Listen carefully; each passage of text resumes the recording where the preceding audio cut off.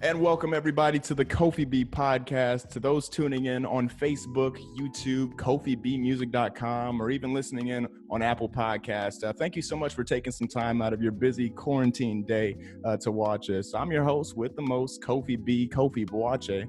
Be sure to add me on all social media platforms at Kofi B Music, and www.KofiBmusic.com is where you can get all the updates and information of everything going on my end.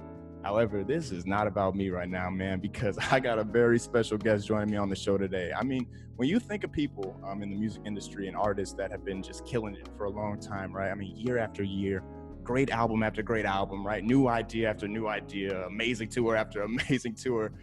If the name Brian Culbertson isn't one that you think of, then I don't even know what's wrong with you, to be honest with you. Joining me live on the Kofi B podcast is the man himself, Mr. Brian Culbertson. What's up, man? How are you? Yo, I'm good, Kofi. How you doing, man? I'm doing good, man. I'm so glad that you were able to be on here with me remotely and everything, man. I just got to say, man, you are honestly the reason I do what I do, man. I'm such a Wow. I wouldn't even call myself a big fan. I studied what you have done for such a long time. When I was first starting off, and I realized there's so many similarities in our stories. You started classically trained at the age of 8. I started classically trained at the age of 8. There you go. And, you know, on top of that, I mean, I just have a chance I was watching a lot of stuff of yours when I was younger. My mom will tell you, man, when I was a senior in high school, which wasn't too long ago for me. Yeah. I was literally up till like 3 a.m. watching film of your shows and literally critiquing and like looking at the details of performances. My mom wake up, you know, she'd be like, what? She'd be like, what are you listening to? What is going on in there?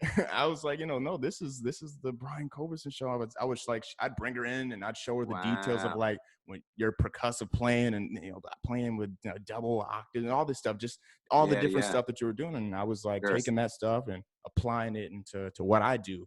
And, and I don't even know if you remember this, man, but it was about, you were on the Colors of Love tour, and you were at the Akron Civic Theater. And so at this time, you were just finished the show. It was a sold out show and everything. And this 17-year-old kid is just chilling outside next to where like the tour buses and everything. And he's like, yo, Brian, can I get a picture and can I talk to you? And just wonder who that was. Right. Lo and behold, that kid was me, man. And we ended up chopping it up for about 20 minutes. You and Chris Mescal, your drummer, was there, man. Yeah. And that conversation, you know, you gave so much insight because I just had to ask a ton of questions about your journey, about your music. I mean, I had it ready. I was there, and because I know, man, this is like the moment. I was like, I'm never going to. You're a musician interviewer. Yeah. There I am. That's what I do. Nice. And, you know, and Chris Mescal gave me some great advice and said some stuff that I probably shouldn't repeat on the podcast, but it's all good. Yeah. Great stuff, though, and great insight for me. And, I mean, it's so great. I don't even know if you know, like, how much you inspire the younger generation. I was talking to one of my colleagues at Berkeley while we were in school, Jesus Molina, and he was like, man, I saw one of your videos, and he was like, man, you remind me of Brian Culbertson. He's like, that's the reason I play. And I was like, wow. You're like, what? Yeah. Jesus Molina, young guy who's doing that's great. the thing. You know, once you start putting out records, you really don't know who's listening to it. Because it's just out there in the world, and you can only hope everybody's listening to it, but you just don't know. Right. So you'll get fans from all over the place, all walks of life, around the world. And, you know, now and then I'll get to meet these people, like yourself and whomever it may be. Right. And that's a cool thing. And when especially after a concert, like you mentioned, if a kid comes up to me and is genuinely interested about learning the music business, I will take all the time in the world. Because I remember when I was young, I had that opportunity now and then to talk to musicians that had been doing it. And it just meant the world to me. So I will always take that time. So thank you so much, man. I mean, that means a lot. And honestly, right now, you don't get to see much of that from a lot of people that are in your position to reach back and give that helping hand. So for somebody like yourself to be at the top of your game, still doing this thing at the highest level, and it's like you're still willing to help guys like myself and people that are up and coming out. Man, words aren't enough for that. So thank you, man. Well, hey, you know, I love doing it. I don't see a reason not to. Absolutely. You know what I'm saying? Absolutely. Got to do it. Got to share the knowledge. Mm-hmm. Man, I'm gonna get straight into it, man. Yeah, I'm ready. I'm ready to ask these questions, man. You just come released on. this album called 20, and That's right. I want to get to that shortly, but I also want to kind of know and talk about the journey and your upbringing to this point. Okay. It's funny because I think about it, and you gotta indulge with me in this one, man. Yeah. So you started like your first label or got your first deal at 20, right? Yeah. I'm 20. Yeah. This is the year 2020. I know, right? And you just released an album called It's 20. a good number right now. Man, it's a really nice number. A good choice. So talk to me, man, about that first deal, though, because from the outside perspective, and even from a music perspective, for a lot of Yeah. these young guys, even now in our generation, they think, oh, if I get the record deal, man, I'm a millionaire. I'm there. I'm good. So tell me about this journey, Yeah. and were you an instant Total millionaire? opposite. What happened for you? Oh my God. I think I actually was more broke after I started making records than before. What? Yeah, here's the deal. When you first get a record deal, especially in the jazz world, you know how much they gave me? No. I'm What? just gonna say it. I got $7,500, right? Which sounds like a decent amount of money. However, in the mid '90s, we're talking $7,500 is like absolutely nothing to make a record. Mm-hmm. It used to be fairly expensive because you had to go into a studio and do all this kind of stuff. It was really right before the home studio really took off, right? However, I did have a digital 8-track, like a tape 8-track, a And Tascam that's even a little DA88. before my time. Like, Yeah, you don't know anything about this. And I synced it up via MIDI time code to all my keyboards that were running live. And so I'd have to program everything and then record a handful. I get only like 7 tracks I could record because track 8, I had to put the time code on it, right? Yeah. Anyway, this is tech stuff, but so when I was able to, or when I was ready to lay it off, I had to lay it off on the DAT tape.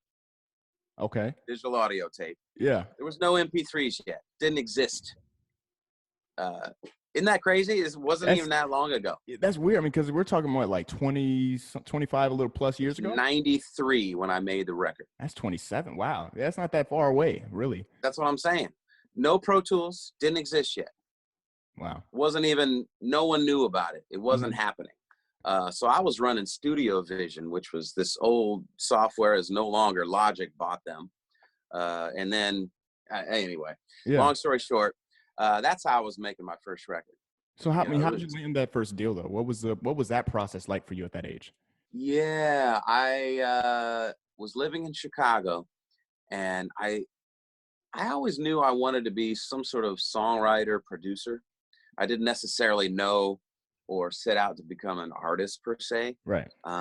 So, however, when I was in college, I went to DePaul University in Chicago. My second year there, I was really listening to the jazz radio station here in town.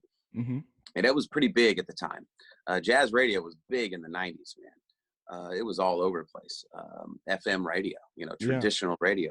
So I was listening all the time, thinking to myself, man, I could do that, right? All right.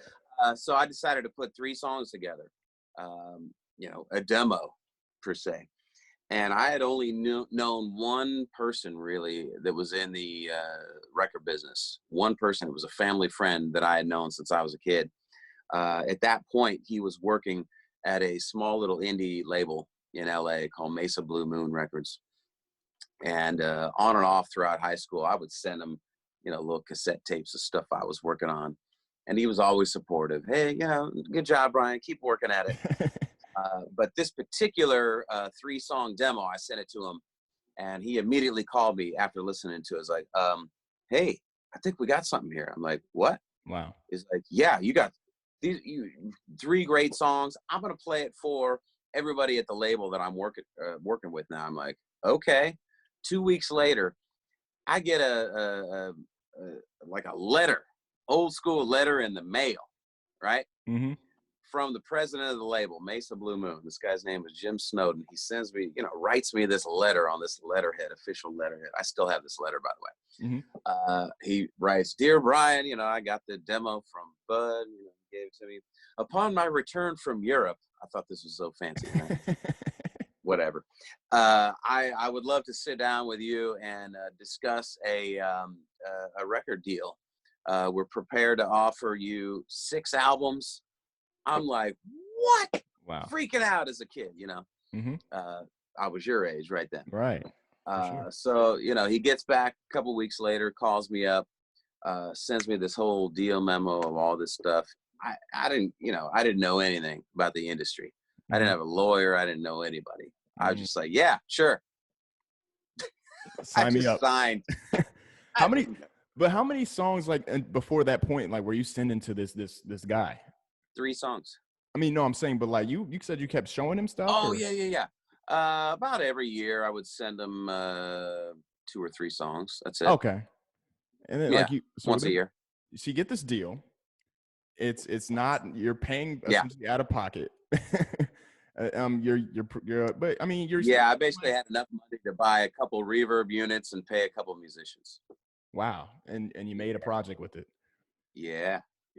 So fast track, let's go up, you know, now you're getting a lot of notoriety, you know, say 10, 12 years later.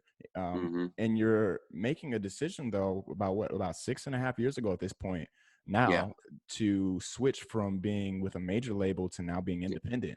Right. And so when you make a decision like that, I mean, of course, I guess you think about the freedom and that type of decision where I can do what I want, you know, to a certain extent. But there's also kind of like a risk in my eyes, like, man, you're leaving that major factory, you know, that major company that's producing all these artists. I mean, what was that thought process for you, and what gave you that inclination, like, hey, it's time for me to do this? Because at this point, like, you're at the, I mean, even now you're killing it now, but I feel like you're at the top of the game at this point, right? I mean, you're all over the world.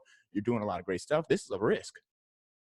Yeah, to me, however, it came down to the right stars kind of aligned all at the same time, meaning the internet really, really took off with social media. Think about when it all really, really hit. Right. It wasn't that long ago. So before YouTube and Facebook and Twitter and Instagram and all this stuff, we didn't really, as artists, have a direct way to reach our fan base. So you had to have a label with their huge marketing machine to be able to put CDs in the record stores and product placement, meaning your poster in the windows and all this old school record company stuff. Well, now, fast forward past all those years, there's now no more traditional radio for us, really. Right.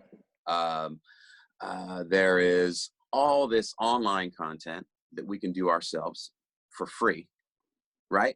True. We can go on YouTube, we can go Facebook Live, do whatever we want. So now we're connecting directly to the fans.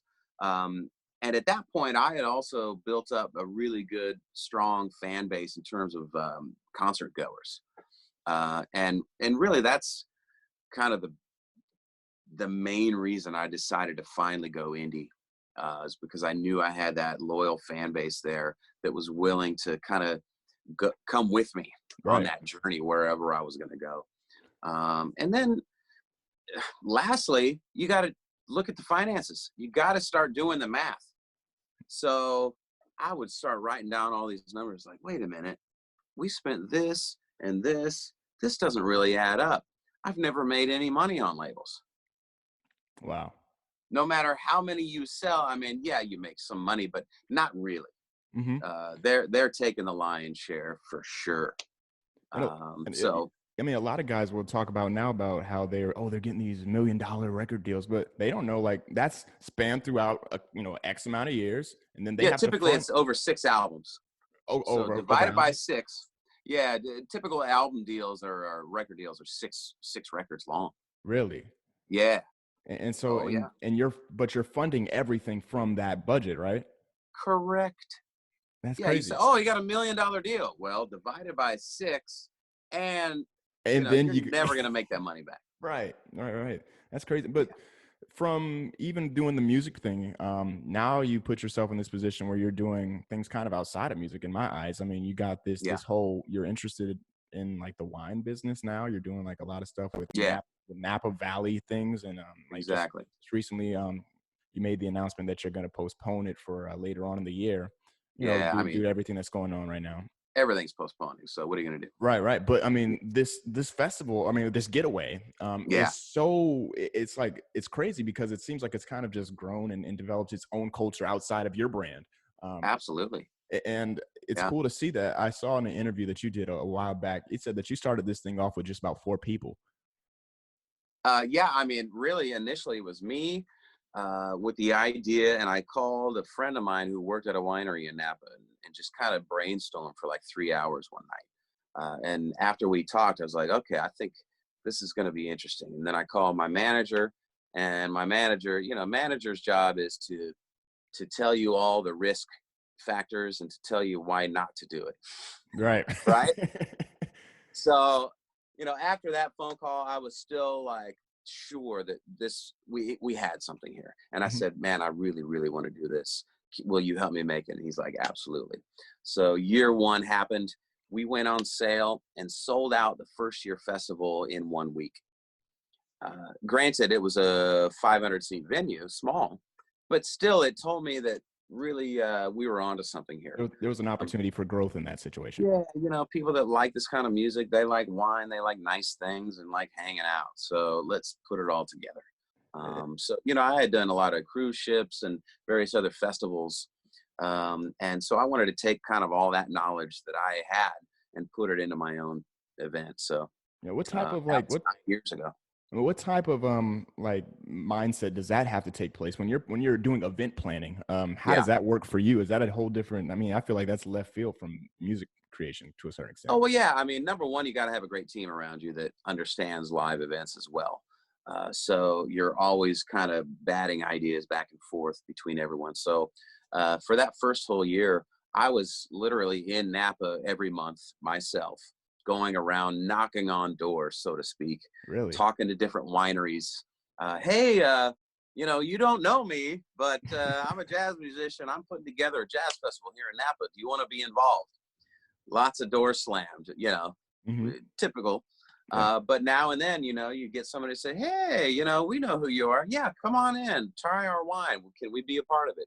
So it just started like that. And every other week we would have a conference call with me and, my core team of people that helped put it together. And slowly but surely it came together. Year one was a success, and we just kind of built upon that. Wow. And it seems like Yeah, the production of just about anything that you've done has gotten better over the years, as it should for most people. But sure. I mean, the thing that's cool though, I think about your tours, I think Yeah, you bring everything, man. You bring the lights, you bring the yeah, band. Um, yeah, Prepping for something like that in tour yeah. life, what's that been like? Because you go on a bus. I mean, you're going all across the nation on a bus. Yeah. What's that like for you, man?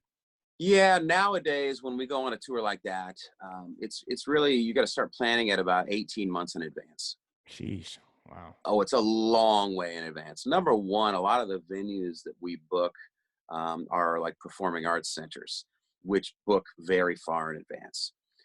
So in order to get the right night of the week that you want to play this particular city in that venue, you got to book so far in advance so you can get on their schedules, right? So that's number one. So you have to sort of understand what kind of show am I going to do that far in advance? What album am I making? So it's a lot of prep in your mind that you have to figure out before you actually even do it. Hmm. And it slowly comes to fruition throughout that 18 months. Even 2 weeks before this tour was supposed to start, April 1st. Hmm. I was still working on musical arrangements before getting together with the band to start rehearsals. So, yeah, a lot of planning. I mean, how does the whole like arrangement process work? Are you in studio like right now, like you are now, Yeah. and just tracking everything out and sending it to the guys? Sometimes, other times, I will simply send them the album recording and say, "Hey, let's learn the album version." And then once we get into rehearsals, let's flip it up a little bit and see how it goes. And I want to keep some of that spontaneity and not just say, "Here's the arrangement." You know what I'm saying? Right. So I want the guys to really have their input as well. Once we start playing it, yeah, let's learn the album version first, but realize that in a live setting, we want to heighten it. We want to hype it up. We want to add some stops, some hits, some excitement to that. Because I was never really a fan of bands that go out there and sound exactly like the record. Right. That was boring to me, at least. I mean, yeah, there's something to that, but to me, if I'm going to go see an artist live, I want to be like wowed, Right. Wow, what? Not, well, shit, I could have stayed home and watched, right. listen to the record at home. I think about like Earth, Wind and Fire. Their shows, like Bingo. they never were the same. Yeah. I mean, every time it seemed like they were different. Stevie Wonder, obviously a huge inspiration to me. Yeah, man. Those guys. Yeah, for sure. I mean, so then this whole epidemic, or this whole, pandemic happens. Now the band is in a situation where they're not going on tour. So you create this idea of a band relief fund. Talk to me about how that kind of came to play and what made you want to do that. Yeah. Like what happened? Like what was that process to do that? I mean, when I first realized that the tour wasn't happening, of course, your mind is racing. You're like, wow, okay, I just spent 18 months preparing for this, and now the rug's pulled out from under you. So it was a little surreal in the beginning. Then, after I kind of, it's like, okay, what do we do now? The realization hits you that, wow, all of a sudden no one's getting paid. Everyone was, expecting, the weekly salary from this tour. And, without any of those show guarantees, I can't personally cover all that. It's impossible. Right. I mean, it's a lot of money going on in and out when you're talking a tour of that size. So that's when I said, well, I got to start figuring out ways to help the guys out, at least covering rents and, basic needs. Right. So I started a fund on PayPal and just put it out there to my fan base. Hey, these guys that you know and love, that you've seen for years on tour, obviously we're not working right now and cannot work. I mean, we're just not able to do anything. Everything's shut down. So, if you got $5, think about, donating to my band. And, my fans really came with a lot of money, and I'm everyone's very thankful to that. So, is the donation process still going on? It is. Yeah. Okay. Yeah. So those that are tuning in, man, if you, just like he said, man, that the whole idea of giving right now in this situation that we're in is so imperative, man, especially the musicians in this industry, especially touring musicians and everything. They're taking a big hit right now. So donate if you can. And, the links are provided. Especially, I'm sure it's on your Facebook page and everything. Yeah. So, talk to me though. I want to go into this album, man. I want to go straight. I want to go into 20, man. I'm a big fan of this album. I've already listened to it a couple times, man. Oh yeah, it's a Brian Culbertson album. I had to tune into it, man. So I mean, my favorite one is More Than Thankful, Avery Sunshine. Yeah. Me and her son actually go to Berkeley together. Me and Evan. Oh, get out. Yeah. So he's a drummer, right? Yeah, Evan. Yeah, great drummer too. Yeah. We played a couple of times. Sweet. So this whole project, man. What was the thought process behind it? Initially, I decided, being a 20th album, I needed to do something special, right? As soon as I realized it was number 20, I was like, okay, I can't just make it a regular album. So that was actually my wife's idea to name it 20. She's like, well, why don't you just name it 20? I was like, oh, good idea.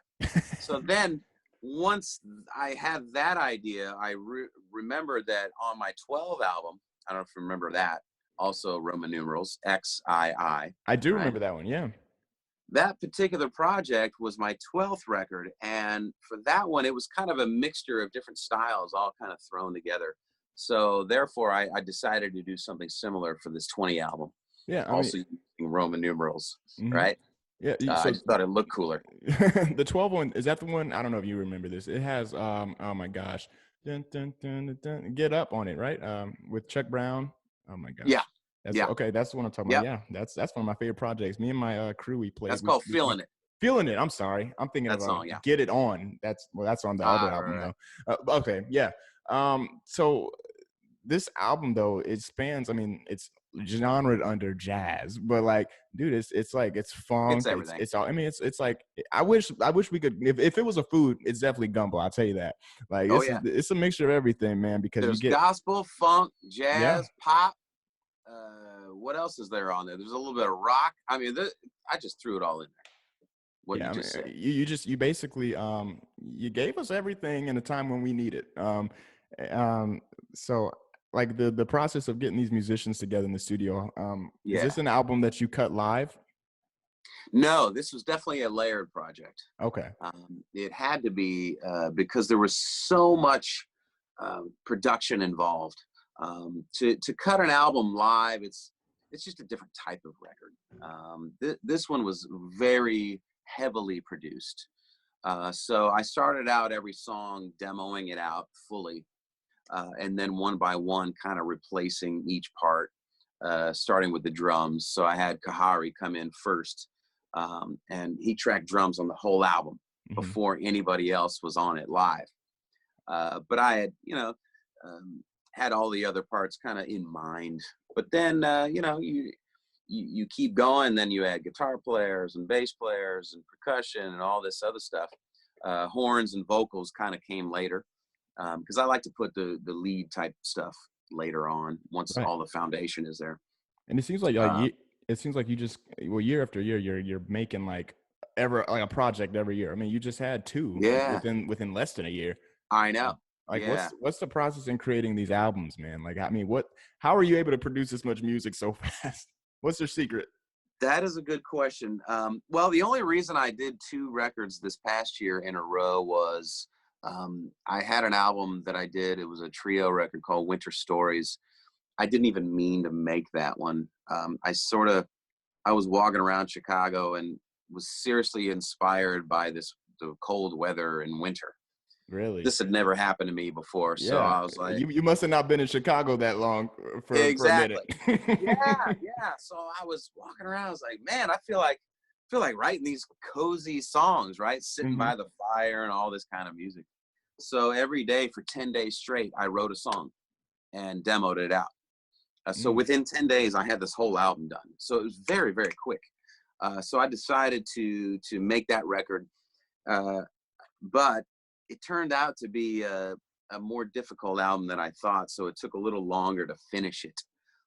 So I kind of pushed this 20 album a little bit later, and believe it or not, it made 2020. Wow. Oh yeah, of course. Ah, I see what you otherwise it would have been 19. Yeah, so to me, I really just go with inspiration. If I'm feeling something, I'm gonna make it happen. If I'm not feeling like writing music, I'm not gonna do it, because I really have to be yearning to be in the studio and to write and to create. I have to be in that mental state. I'm not gonna force it upon myself, but thankfully, I get inspired a lot. So Yeah. it just depends on what it is. Right in the beginning, about 2 weeks ago, when this all started going down, I was not in a writing mood at all. I was more in a cleaning mood. So I started cleaning the studio. I got the Q-tips out and got everything sparkling clean, because I hadn't done a deep clean. Right. No. Yeah. Because I've been so busy. I was like, damn it, I got to make this record. I can't be like, Yeah. dusting right now. So aside from your cleaning Yeah. habits, what's next for you, man? What's coming up for you? Wow. Well, I mean, obviously, now that we're here, we got a lot of time on our hands. Yeah. New music? Definitely. I started a couple new tracks. Interestingly enough, I started messing around with singing over the top. Oh, Brian. Oh man. And I was like, you know what? It's a total vibe record. Yeah. It's like, I actually like The Weeknd a lot, right? Yep. So I was listening to the artist. Okay. Yeah, the artist. Yeah. Yeah. And the days of the week. The Weeknd's cool too, I guess. Yeah. Yeah, right. So I was like, man, what if I started making an actual contemporary pop record? So I got a few tracks in the works right now, and started messing around with singing on the top and like cranking the auto tune and all the effects on the vocals And I started listening to it back. I was like, oh man, kind of sound like Drake. It's hilarious. But I don't know if it's gonna come out, or I don't know what's gonna happen. I'm just messing around right now. Yeah, man. Why not? You got time. Why not? Yeah, man. We got to do it. Well, thank you so much for being on the podcast, man. Oh man, my pleasure. Yeah, man. The new album, for those that are watching, 20, available now on all streaming platforms, right? Streaming, and if anybody still downloads, you can do it there too. Sure. What is a download at this point, right? I don't know. The only reason I can think about actually having that is if you want to take it and actually use the audio somewhere else. You know what I'm saying? Because you can't take a stream and put it behind your own video. Do you know what I'm saying? Right. So you got to sort of get a version of it digitally. Yeah. I don't know. Maybe that's a reason. Thank you, man, so much for thank you for being on, man. Hopefully one day I get to see you in person again, man, when this is all over and everything. Well, I was supposed to be in Boston, doing this show, this new tour, but we're going to be back next year. The tour's still going to happen. It's just a year delayed.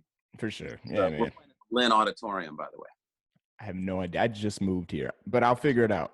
Lynn is a suburb of Boston.